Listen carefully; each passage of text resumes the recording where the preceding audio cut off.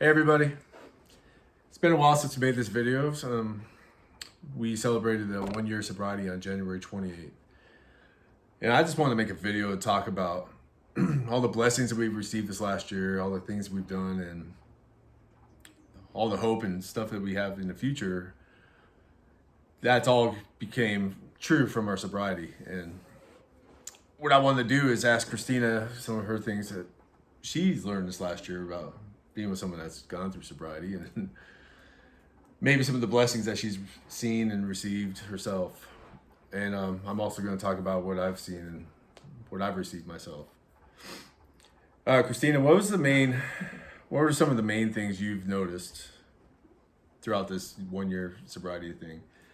Like, as it progressed, let's start from day one till now.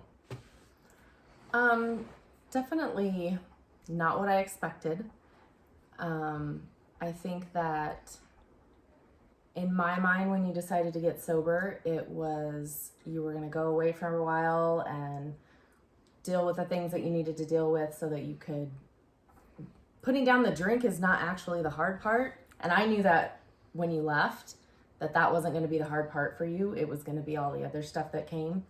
But I just kind of, from going into it from the beginning, thought that you were going to go and figure your stuff out, and then you would come home and life would just go back to normal, I guess. I knew it would be a new normal, but I wasn't prepared for what a long process it is. Yeah. Like, I thought you would just come home and it would be, okay, Matt's sober and now we go back to living our life. And it definitely it was not my experience or our experience. Absolutely not.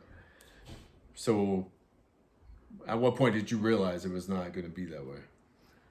Real quick, after you got back. Yeah. And I look back over the past year and I think along the way, it's probably been only the last 2 or 3 months that I've realized that for the majority of the time, I thought that I was being super great and super supportive and super patient, and I really wasn't super great at that. I think the hardest thing for going through this process from my side is learning that it's not about me, and that it really is. I had to put myself in this space of just being okay with needing to do what you needed to do, and trying not to focus on my needs at the time. And so in any relationship, you have that give and take of caring about the other person, and there needs to be, care for both of us on both sides. But that when you're in a relationship with somebody that's getting sober, you really have to take a step back, and you have to realize that this is his process, and then it's our process. And so that was a really hard thing for me to understand and to learn. And like I said, it's only been the last few months, I think, that I really finally got it through my head that it wasn't you not loving me. It wasn't you not wanting to be in this relationship, that it just had to be your process first. Yeah. Unfortunately, yes, it did. That's been the hardest part for me, is to be selfish and actually make it about me, because I'm not that kind of guy. I'm giving, so I give more than I take, and that's 90% of the time. And what I've learned through all this is once you get past that first 6 months, that's when the real work comes in, and it gets hard.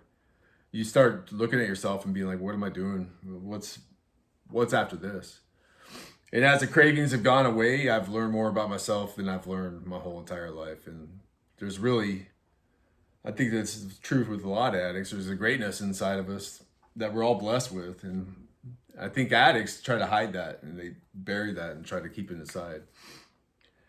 And what I've learned is my normal life that I used to have, my normal career that I've always done, it doesn't satisfy me anymore.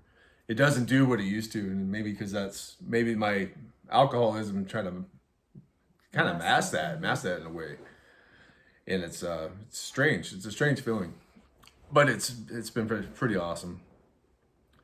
Do you feel like that that maybe when you're knee deep in an addiction like that and we've said this before, there's lots of different addicts, and you were a very high functioning addict. You went to work every day, had a great job, had a great career. So very high functioning, but do you feel like that even when you're knee deep in an addiction, that there kind of becomes a point where you stop progressing?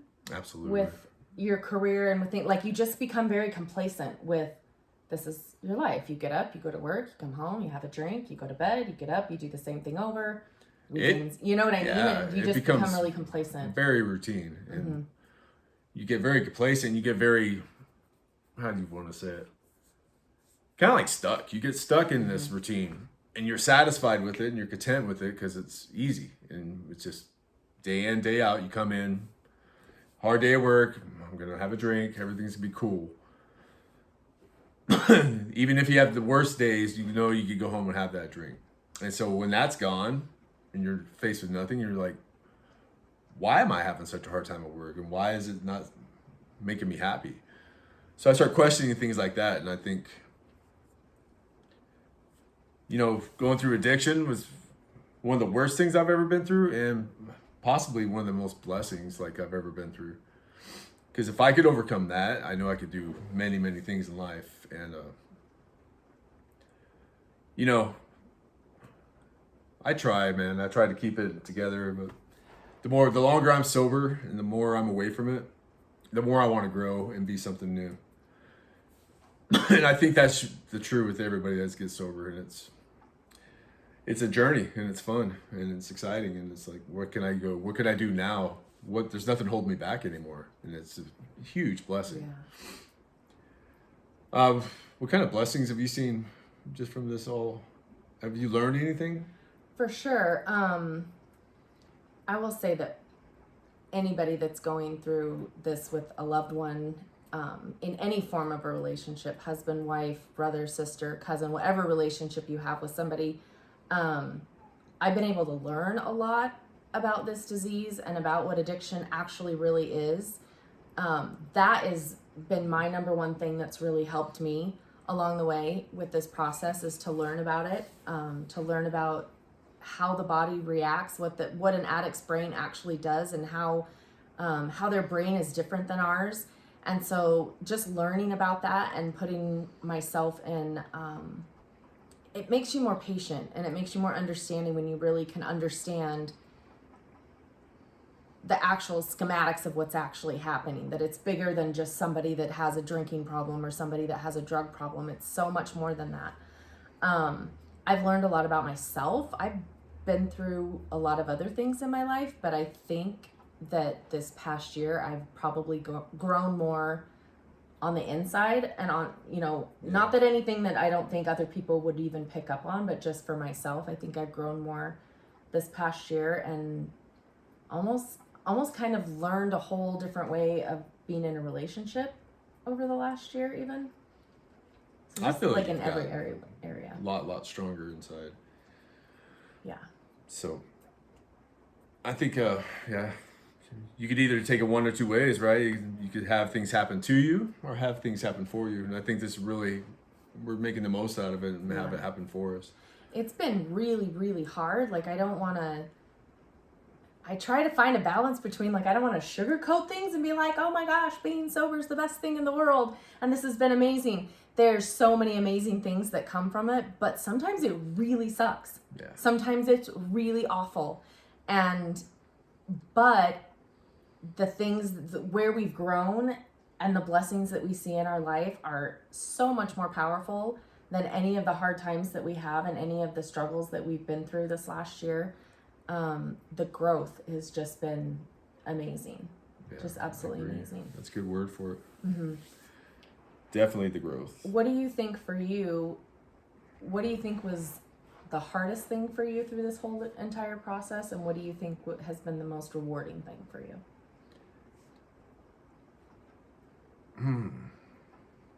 Surprisingly, putting down the drink was the easy part, like she said.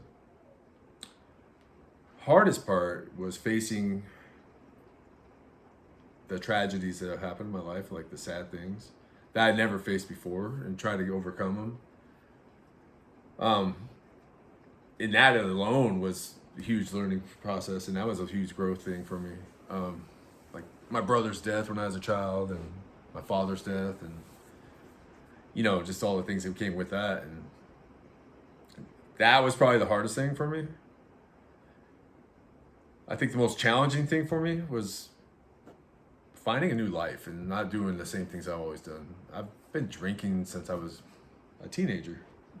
My whole life revolved around parties and going out, hanging out with people that party, and trying to find myself, not be that person, has been one of the most challenging things in the world. And it's so hard because that's always been my go-to. And not being able to hang out with people that I love and friends and family, and not because I don't love them, it's just because I can't. I just have to stay away from them for now. And one of the most rewarding things is getting my family back and honestly finding God and finding the spiritual side of myself and being able to connect with my kids and like I've never been able to connect with them before. I'm excited for 2020, this new year. New challenges, new things we got to overcome. But that's all part of life. And addict or no addict, that's just what we got to do. It's constantly a work in progress. Like it's not, and I think that's where my misconception came with the whole entire process is I thought that there was an end to it. I thought that it was, oh, he's done drinking, now we're moving on. And then it was, well, he's out of rehab, well, now we're moving on. And then it was, okay, well, we've moved and we have this new life somewhere else and new job and all this. And then now we're moving on. And it's just, there's not an end. And I don't think life is supposed to be that way anyways. It's always progression, right? Yeah, that we just keep, there's something right after the next thing and the next thing and the next thing. And it just keeps going. I love it. It is. I love that journey. And that's the best part about everything. That's the best part about life. It's that journey. Yeah. There's never a finish line. You're always growing in one way or another. What would you say to somebody that is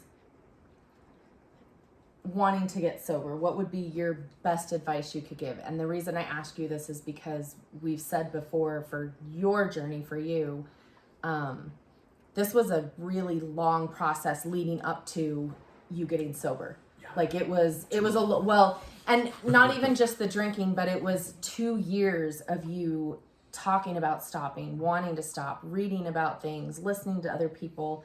Like it was a very long process. And I've said this before that he told me many, many times, when I'm done, I'll be done. And when I make the decision to stop, then that's when I'm going to stop. And he knew in his head that once he said done and that was it forever. It was not, I'm going to put the drink down. Then maybe someday I could see if I could socially drink with people, or we'll see how it goes.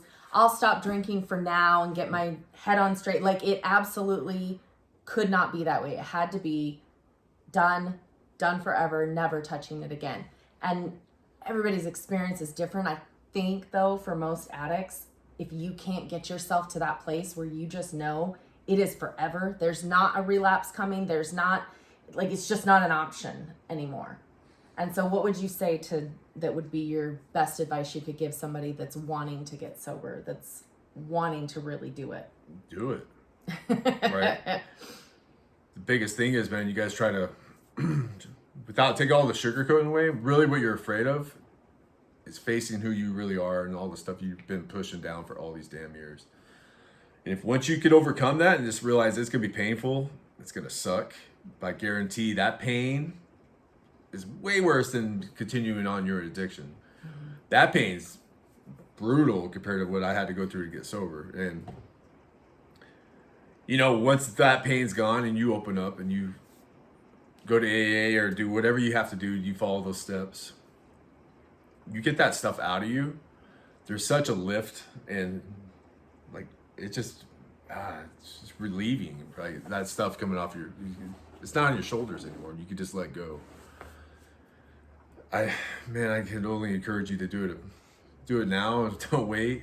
Yeah. Life's too short. We only do this circle one time, right? We only get one chance at this life. And if I do regret all these years or just drinking and wasting all this time, but even though I did all that, you can't live in life in regret. But if I could go back, that would change a lot of things. but I would not change the things I've learned through this process and all the stuff I've been through in my life. It's made me who I am. It's made me strong. I'm not afraid of anything anymore. I just bring it on, like whatever. There's nothing more painful than what I had to go through to get sober and the stuff I've been through in my life. So any addict, man, if that's your choice, do it. Make that choice. It's just the scariest part is that fear of facing yourself and all the stuff you have to get out of you. And that sucks. It does, but it's worth it. So that's all I can say about that. Well, and I see on these group discussions on Facebook, a lot of back and forth with the topic of people saying, you know, I refuse to take on the name that I'm an addict and to like that's who I am. Oh, that's funny, man, because that's what is that, your ego? That's just your ego, that's your ego. Well, and the thing that I find so funny about that is I feel like addicts have something that maybe the rest of us are almost missing in a way. That there's something so intense about your commitment to something. And it either, when you're an addict, it goes one of two ways. You either fight that demon all the time and you put it towards something amazing, or you fall into addiction. Yeah. And it goes the opposite way and you're completely committed to that. And so it goes one of two ways. But I feel like after watching what you've been through this last year, you should hold your head so high as an addict, especially somebody that's been through recovery and that's getting sober or has been sober. You should hold your head so high. There is nothing that should be shameful about that process in any way. Like, I had people when he left for rehab that would say, oh my gosh, I'm so sorry. And I immediately was like, don't say that to me. Don't say that you're sorry. I am so excited about this and so proud of him for making this choice. It's not a sad thing or a sorry thing. It's sucked that we got to a place that it had to be such a drastic thing. And it sucked the stuff that led up to it that was awful and ugly. But it was such an incredible thing and such a strong thing for somebody to choose to get sober. There's no shame. Oh, that's sad. There's no shame. Like, it just shouldn't be that way. You grab onto that and just be like, yeah, this is I am an addict. This is what I am. This is how I'm conquering it. This is how I'm choosing to live my life every day. Because it should be a badge that you wear and be really proud of it. Be really proud. Definitely, I'm not afraid to tell anybody, I'm this far along sober. People ask me to go out. I'm like, no, man, I can't. I'm in recovery. What I was ashamed of is all my drinking that I was doing, and I'd hide that. But now, I don't care. I got my 1-year chip. I'll show that to everybody. I carry my 6-month chip on my chain, on my keychain. There's no shame in it. It's amazing. It doesn't make you weak. It makes you strong. It makes you stronger because you overcame that. It's a part of who you are. And it's a part of who you are. And wear that with the badge of honor. It's amazing. Yeah. Anyways, with that, guys, I'd just like to say, man, 2020, amazing year. If you're an addict, you want to get sober, now's your chance. This is your year to do it.